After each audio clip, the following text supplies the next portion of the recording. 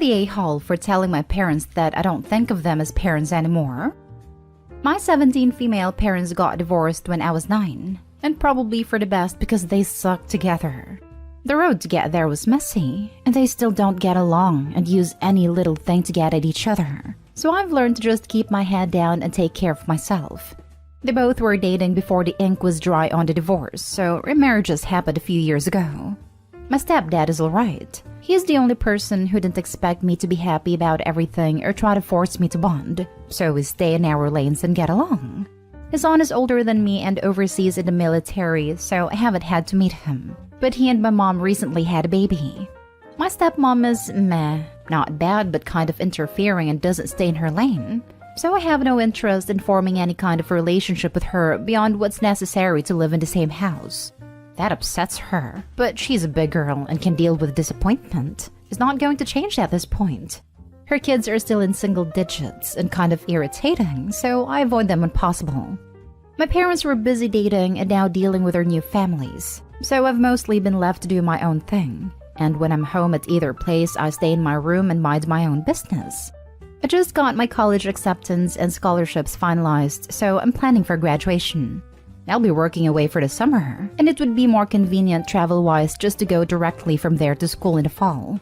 I already have most necessities with me, and can travel light and buy what I need for my dorm when I get there. My stepmom wants me to come back for a couple of weeks because people will want to spend time with me before I go to school. I told her that wouldn't be necessary. She told my dad, who asked me why, and I told him that at this point we don't have to all pretend we like each other anymore. So it's probably best to call it like it is, and for me to just go and spend some time away for a while. He has his family, mom has hers, and I'm just the last remnant of a failed relationship. So once I'm gone, we're all finally free. They've spent the years since the divorce being more like legal guardians than parents anyway, and I haven't thought of them as actual parents for a long time. It turned into a big circus. My dad blames my mom and my mom blames my dad who writes a script. They're both very hurt. My stepmom thinks I'm being very cruel. My stepdad just said, "You feel how you feel." Now I have to go to counseling. But really, I feel like it needed to be said finally because the elephant has been in the room for a while. Now for the top comments. Not a-hole. 1 point, don't treat the counseling as a punishment. You might actually need support and a professional can provide it. You will recognize if the counselor is a professional by whether he will actually provide emotional support or whether he will try to force you into relationships with people regardless of their horrible treatment of you. There's irony in neither of her parents realizing that they went and immediately proved her point. At least stepdad is chill. Not a-hole. Your plan makes sense and I agree with your chill stepdad. You feel how you feel. They can go to therapy if they are very hurt. But you should be able to move on with your life that you have already taken steps forward with. College, scholarships, job, and to be left alone if that is what you want. That's a very sad view to take on to therapy. I mean, I agree with stepdad's comment, but therapy is not a punishment. If she has some emotional load to unpack, hello, keeping the sort of thing in for years, she should take the opportunity. Therapy isn't cheap, so it may take years for her to afford it for herself if she later decides it would benefit her. OP, if nothing else, think about your future and take advantage of the therapy. What can it hurt? Not stay home. It sounds as if they were busy with themselves and still are. Because they are hurt. And I don't read any concern for your feelings, only how it makes them feel. But go to counseling. This is an opportunity and you should take it. Not because anything here is your fault, but a good counselor probably will tell your parents they need to address your feelings and have them look at how they handled things. Next story. Am I the a-hole for sending my cousin the bill for my kid's birthday cake because her kid ruined it? We recently threw my 5-year-old a birthday party. He hasn't had a real birthday party since he was 2 years old due to COVID, so this was the first one he'd actually remember. We wanted to make it special, so we invited all our closest friends, family members, and their kids. One of my cousins, a single mom, has a very unruly 6-year-old. He is loud, disobedient, and a nightmare in public. When it came time to blow out the candles and cut the birthday cake, he came and stood directly next to my son. I anticipated what was going to happen next, and asked my husband to stand behind this kid in case he tried to pull anything. After we sang, this kid kept trying to blow out the candles. My husband kept blocking him and pulling him back, and we could tell the kid was getting frustrated. Eventually, my son blew out the candles and the kid absolutely lost it. He threw a tantrum and slammed his entire arm into the cake, knocking it into the table. It was so awkward. Everyone gasped and got quiet. My son looked up at us and I could tell he was about to start crying. In an effort to not cause a bigger scene, my husband picked him up and whispered to him that we had another special cake just for him. We didn't, and he seemed to calm down. Meanwhile, his cousin was still standing there screaming and crying, his arm covered in cake, while his mom was nowhere to be seen. I walked him over to the sink and washed him off, and quietly told him that he shouldn't have done that to the cake, and that he should apologize to his cousin for what he did. He screamed no in my face and then ran away. My husband ended up running out to buy a sheet cake that we cut and served to everyone. I spoke to my cousin after the party about what happened since she wasn't in the room, and she brushed it off saying kids will be kids. I completely disagree. I've been to plenty of birthday parties where the other kids let the birthday boy/girl have their moment. I suggested she pay for the ruined cake, and she looked at me like I was crazy. I told her how important it was to us that this birthday be special to my son, since it would be the first one he remembered, and how all he would remember was that his cousin ruined a special moment. She got extremely defensive and refused to pay for anything. She then accused me of acting like the perfect mom and began to list the ways in which I was in fact not perfect. It was a hurtful conversation and we haven't spoken since. I sent her the bill for the ruined cake and she has not paid us. I actually feel she should pay for both cakes, since her kid is the reason we had to get another one, but I didn't go that far. My husband thinks she'll never pay us and that I should drop the issue at this point. He says that since she's a single mom, it's probably hard on her, and we should cut them both some slack. I understand that, but I feel like it's just letting her and her son off the hook, and this will lead to even bigger problems in the future if we don't hold them accountable. Am I the a-hole here? Not the a-hole. But you'll never get your money and I think you made a point. The kid is a jerk because the parent is a jerk. No longer invite them to any parties and enjoy your immediate family because they seem nice. I agree. You will never get your money back. Your only way to go from here is to cut her out completely, because her son and her bad parenting will only get worse. Plus, holding them accountable isn't going to be the magic lesson that resolves all their issues. Not stay whole, but obviously she's not going to pay for the cake. Don't invite her to any more occasions or events and just write her off. Her son is going to have massive problems in the future no matter what. It's not your responsibility, nor do you even have the ability to prevent that. Hounding her about paying for the cake isn't going to make any difference at all, except make both of you feel more anger and resentment. Believe me, when your son is older, he's going to remember, oh yeah, I remember a-hole cousin Joe ruined my cake that year. I wonder if he's out of jail yet. Yeah. I used to date someone whose younger nephews were this level of entitled.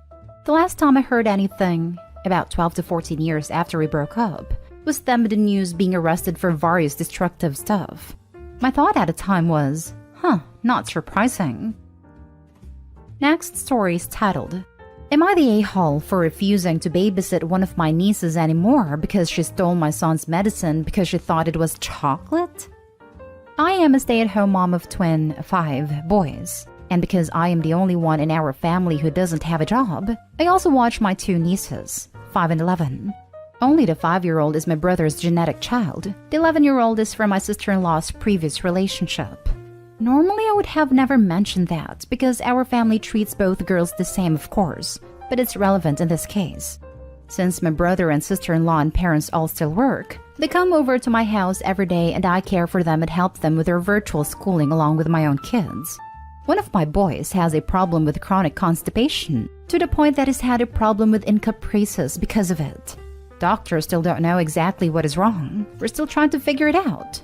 One of his medicines he has to take every day is those X-Lax chocolate bars. He has 1/2 square every morning. We've had issues in the past with the kids asking for chocolate because they see my son eat some, but I've explained it's not really candy, but son's medicine. My other son understands and is fine with it. There have been a few times my sister-in-law has asked if I could get a normal chocolate bar for the other kids, so everyone gets chocolate in the morning to make it fair. I refuse to do that because my kids don't need chocolate every day. And it wouldn't be fair to my son because this medicine is fairly bitter and certainly does not taste like real chocolate. So long story short, the 11-year-old ended up stealing all of my son's medicine and ate the whole thing one afternoon when I wasn't looking. Obviously, this did not turn out well for her, and her parents had to take her to the hospital because she was so sick. I was furious because she knew that was not allowed, but she said it wasn't fair that my son always got chocolate and she didn't. I told brother that I didn't want to watch 11-year-old anymore because I can't trust her not to steal my son's medicine. Sister-in-law is furious, saying she has no one else to watch her, and I could have fixed this by letting her daughters have chocolate to make it fair. I said I will still watch the 5-year-old, but not the 11-year-old, who is mad at me too and not apologetic at all. Brother is begging me to look past this, but honestly, I don't want to. I am so mad that she did this, and now I have to buy more medicine. Am I the a-hole? She is only 11, but she knew what she did was wrong and still says it's unfair. So how do I know she won't do it again? Just not eat as much? I don't know. Edit. Forgot to add that sister-in-law is accusing me of not wanting to watch 11-year-old because she is not related to me like 5-year-old is. Obviously, that is not true. I love them both equally. I just don't like the behavior of the eldest. The 5-year-old behaves fine. Now for the comments. Not the a-hole. You clearly explained that it was not chocolate and in fact medicine. Her mother needs to check herself. Not only does her daughter owe you an apology, so does she. You are providing a service that many parents have to pay thousands a month for. You certainly don't owe her daughter snacks that you wouldn't be giving your own children. Medicine is medicine, no matter what it looks like. If she wants to give her child candy, she can do so in her own home. I can only imagine how this girl will end up when she can steal medicine, not have to apologize and apparently suffer no consequences for her actions. She'll be a nightmare in a few years. Or dead. Dead is a realistic option too, because she ate probably a day's worth of medicine she didn't know anything about. This girl will die of an overdose in my eyes. Scenario. But Mom, I hope he drinks whiskey. I want whiskey too. My best friend has an uncle who got away with everything just like this girl.